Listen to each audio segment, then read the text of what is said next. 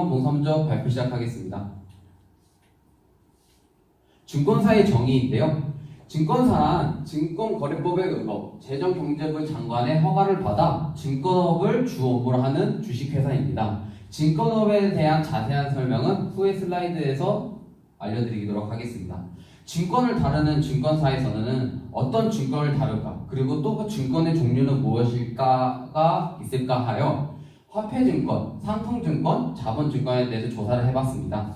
화폐증권은 화폐의 청구권을 표상하는 유가증권으로 수표가 있고, 상품증권은 재화의 소유권을 표상하는 유가증권으로 참고증권이 있겠습니다. 마지막으로 자본증권은 출자의 사실, 출자자의 권리를 표상하는 증권으로 채권, 주식이 있겠습니다.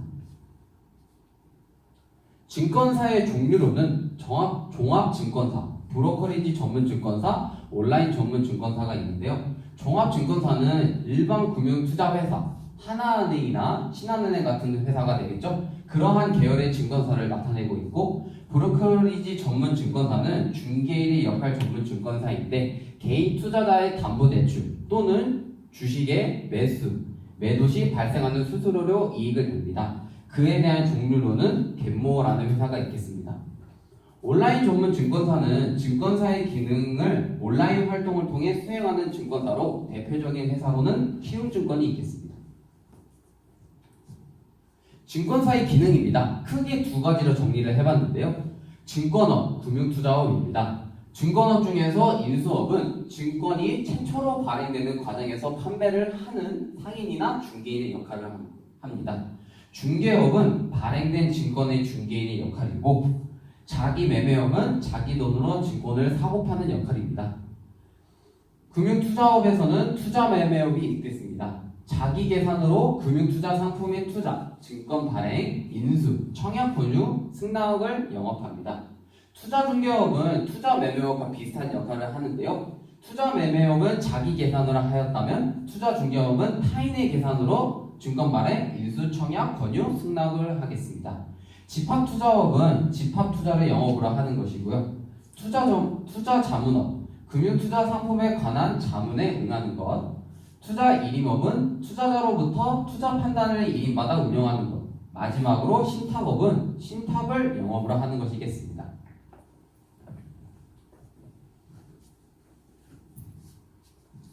증권사의 업무에 대해서 말씀을 드리도록 하겠습니다. 그 전에 먼저 증권사의 조직도 먼저 소개해 드리도록 하겠습니다.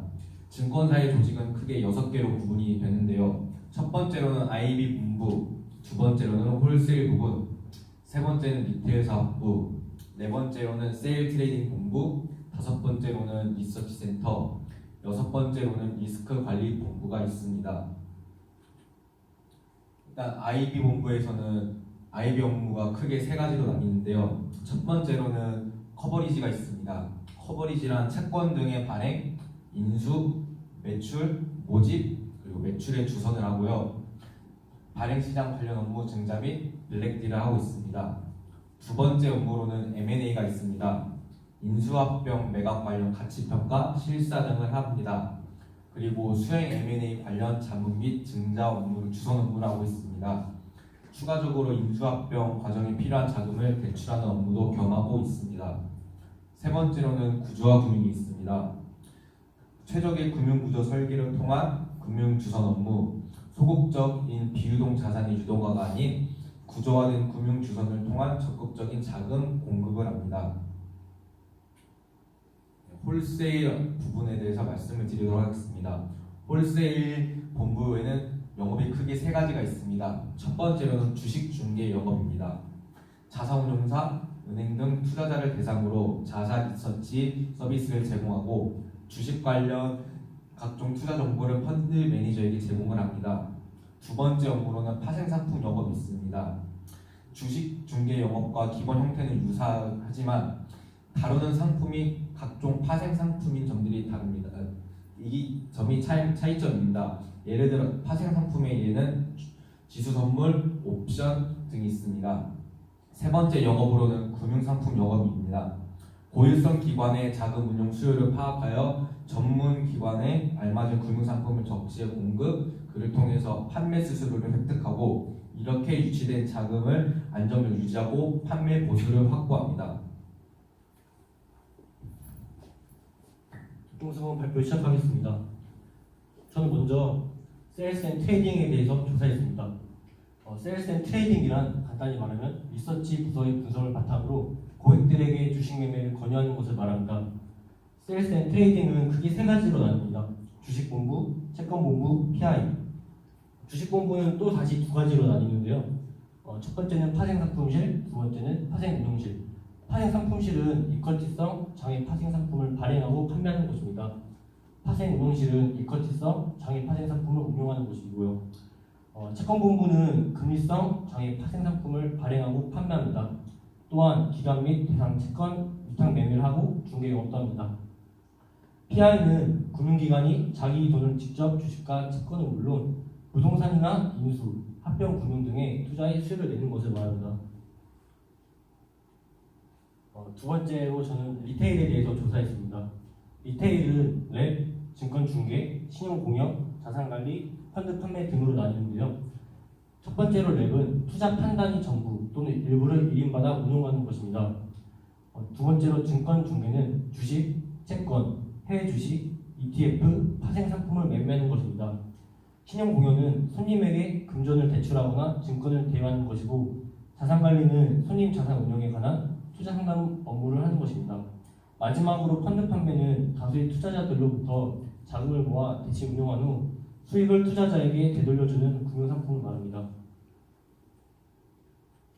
마지막으로 리서치센터와 리스크관리 등 그 외에 대해서 조사했습니다.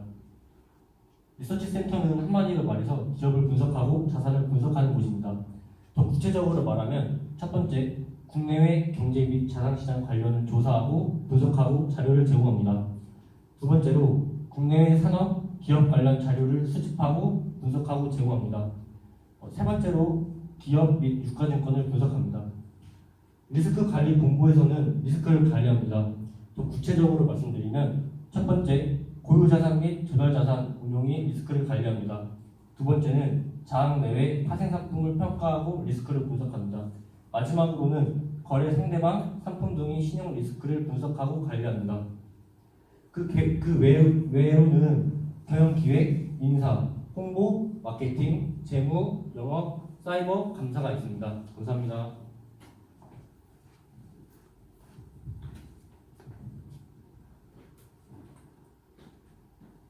증권사 취업에 대해서 발표해 보겠습니다. 신입사원 채용 절차는 총 6가지로 나눠져 있습니다.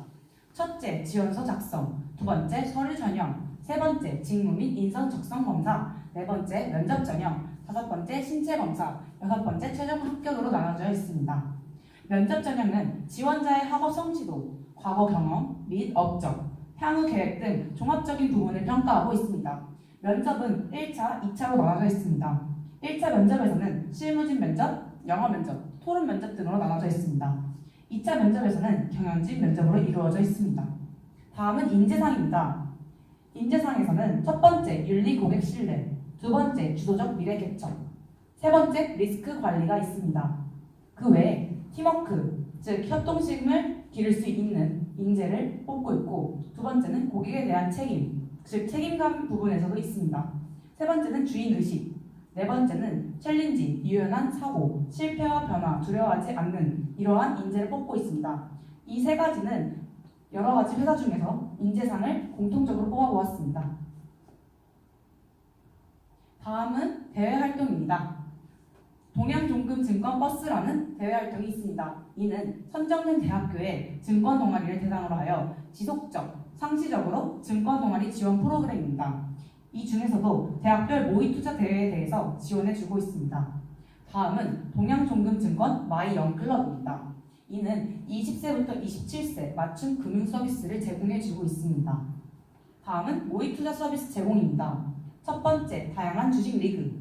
두 번째, 우량주 주식의 매매와 건전한 투자 습관 학습의 장을 만들어주고 있습니다. 세 번째는 실전에 가까운 주식, ELW, 선물, 옵션, 매매의 기회를 제공해주고 있습니다. 마지막은 계좌 진단 리포트에 관한 일을 하고 있습니다. 다음은 필요 자격증입니다. 증권 중개 부분에서는 증권 투자 권유 대행인, 펀드 판매 부분에서는 펀드 투자 권유 대행인, 랩 부분에서는 투자 자산 운용사, 자산 관리 부분에서는 AFPK, FP, CFP가 있습니다. 그 다음 보험 부분에서는 생명보험 자격증, 손해보험 자격증이 있습니다. 마지막 기타 부분에서는 CFA, FRM, 공인회계사 자격증으로 필요한 자격증이 있습니다.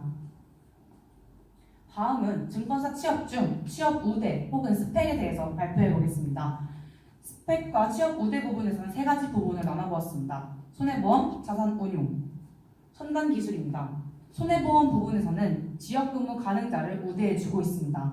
그 다음 보험계획사 취득자, 그 다음 수학통계학 전공자와 같이 이처럼 대학교 졸업 이상의 학업을 중요시하고 있습니다. 다음은 자산운용입니다. 자산운용 부분에서는 영어, 외국어 능통자를 우대해주고 있습니다. 또한 상경계열, 법학, 통계학 전공자들을 우대해주고 있으며 법학과 같은 부분에서는 권리를 위해서 법학 계열을 뽑고 있습니다.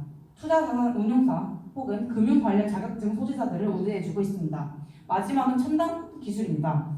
전기, 전자, 반도체 신소재 전공자들, 반도체 8대 공정 개념 이해자, 마지막으로 석사, 박사 이상의 학력과 같이 대학 졸업자 이상들을 우대해주고 있습니다. 다음은 증권 미래와 이슈에 대해서 설명해 보도록 하겠습니다. 여기에 있는 것들은 국내 거시 환경의 트렌드를 나열해 놓은 것입니다. 이에 따른 업계 사업 환경의 트렌드를 알아보도록 하겠습니다. 첫 번째는 메가 플레이어와 양극화입니다. M&A를 통한 대형화를 통해서 메가 플레이어, 즉 자기 자본 비율이 4조 이상을 갖고 있는 증권사들이 등장하게 된 것인데요. 예를 들어서 미래에셋 같은 경우도 미래에셋과 대우증권이 M&A를 통해서 메가 플레이어가 되었고요. KB증권 역시 KB와 현대가 결합하여서 메가 플레이어가 되었습니다. 이에 따른 양극화에 따른 앞으로의 미래 환경에서는 좀 더 뒤에 가서 말씀해 드리도록 하겠습니다. 두 번째로는 이념 상품을 통한 차별화 경쟁입니다. 세 번째로는 거액자산과 고객군 확보 경쟁입니다. 네 번째는 모바일과 디지털 서비스 급진전인데요. 이를 통해서 이제 모바일과 디지털 서비스가 급진전됨으로써 증권사들이 고객을 이끌기 위해서 수수료 무료라는 정책을 지금 많이 내포하고 있습니다. 다섯 번째로는 해외 진출 화두 재구상입니다. 앞서 말했던 증권 미래와 이슈 그 트렌드 중에서 취업과 연관된 것들을 총 세 가지로 저희는 뽑아서 정리해 보았는데요. 첫 번째로는 지점수 감소와 디지털 서비스화입니다. 메가스토어, 앱, 모바일 채널 시대 진입이라고도 하는데요. 크게 증권사들의 메가 플레이어가 등장하고 양극화가 되면서 지점수는 점점 증권사들은 줄어들게 되고 이제 손님들이 스스로 핸드폰을 통해서 증권 매매를 할 수 있게 되면서 지점수도 감소하고 있는 추세입니다. 두 번째는 초대형 IB입니다. 우리나라도 메릴린치, 골드만삭스와 같은 대형 증권사를 만들기 위해서 국가에서 2016년부터 자기 자본의 최대 2배음을 허용한 그런 법안입니다. 이에 따라서 이제 증권 산업의 양극화가 더욱 심화될 것으로 예측되고 있습니다. 여기 있는 사진에 있는 5가지 미래에셋대우, KB증권, 한국투자증권, 삼성증권, NH투자증권이 자기 자본이 4조 이상을 갖고 있는 우리나라의 초대형 IB 5가지 종목입니다. 이슈 세 번째는 AI입니다. 요즘 가장 핫한 트렌드라고도 할 수 있겠는데요. 골드만삭스의 경우 주식매매 트레이더의 자동거래 소프트웨어로 대체되게 되면서 600명의 주식매매 트레이더들이 2명으로 급감하는 현상이 나타났습니다. 그리고 경영진 또한 4분의 1이 컴퓨터 전문자로 대체되는 현상도 일어났는데요. 골드만삭스의 CFO이자 차기 부사장은 앞으로 외환 업무 아니면 주식 매매 거래뿐만 아니라 고유 업무 영역에서도 이가 확대될 것이다 라고 언급하기도 하였습니다. 그래서 저희는 그 총 시사점을 정리해 보았는데요. 저희의 총 결론은 우리가 취업할 시기에 증권사의 취업문은 더욱 좁아져 있을 것이다 라는 것입니다. 앞으로 양극화 심화로 인해서 규모가 작은 증권사들이 더욱 살아남기 힘들어질 것이고요. 그 다음에 이제 빅데이터와 AI 시대가 돌아다니면서 증권 지정과 종사자의 축소가 일어날 것입니다. 두 번째로는 소수의 거액 투자자에 대한 투자 상담업이 주 업무가 될 것이라는 것입니다.